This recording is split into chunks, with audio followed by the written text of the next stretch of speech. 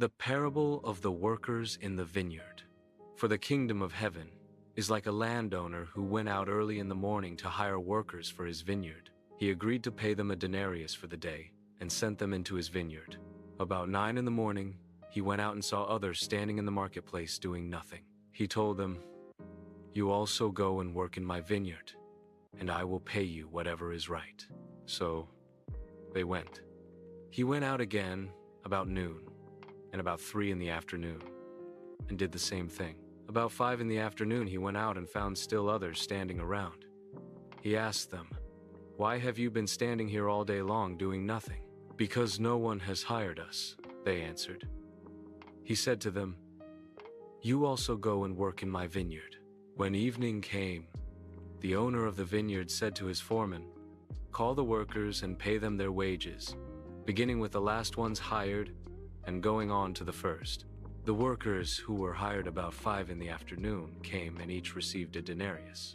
So when those came who were hired first, they expected to receive more, but each one of them also received a denarius.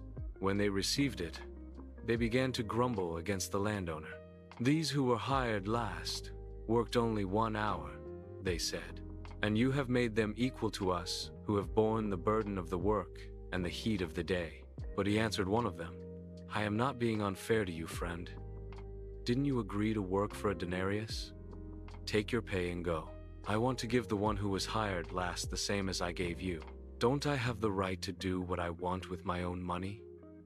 Or are you envious because I am generous?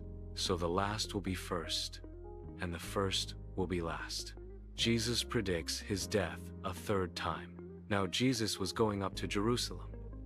On the way, he took the 12 aside and said to them, "We are going up to Jerusalem, and the Son of Man will be delivered over to the chief priests and the teachers of the law. They will condemn him to death, and will hand him over to the Gentiles to be mocked and flogged and crucified. On the 3rd day he will be raised to life." A mother's request. Then the mother of Zebedee's sons came to Jesus with her sons and, kneeling down, asked a favor of him. "What is it you want?" he asked. She said, "Grant that one of these 2 sons of mine may sit at your right and the other at your left in your kingdom." "You don't know what you are asking," Jesus said to them. "Can you drink the cup I am going to drink?" "We can," they answered. Jesus said to them, "You will indeed drink from my cup, but to sit at my right or left is not for me to grant. These places belong to those for whom they have been prepared by my Father." When the 10 heard about this, they were indignant with the 2 brothers. Jesus called them together and said, "You know that the rulers of the Gentiles lord it over them, and their high officials exercise authority over them. Not so with you. Instead, whoever wants to become great among you must be your servant, and whoever wants to be first must be your slave. Just as the Son of Man did not come to be served, but to serve, and to give his life as a ransom for many." 2 blind men receive sight.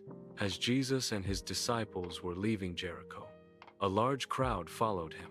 2 blind men were sitting by the roadside, and when they heard that Jesus was going by, they shouted, "Lord, Son of David, have mercy on us." The crowd rebuked them and told them to be quiet, but they shouted all the louder, "Lord, Son of David, have mercy on us."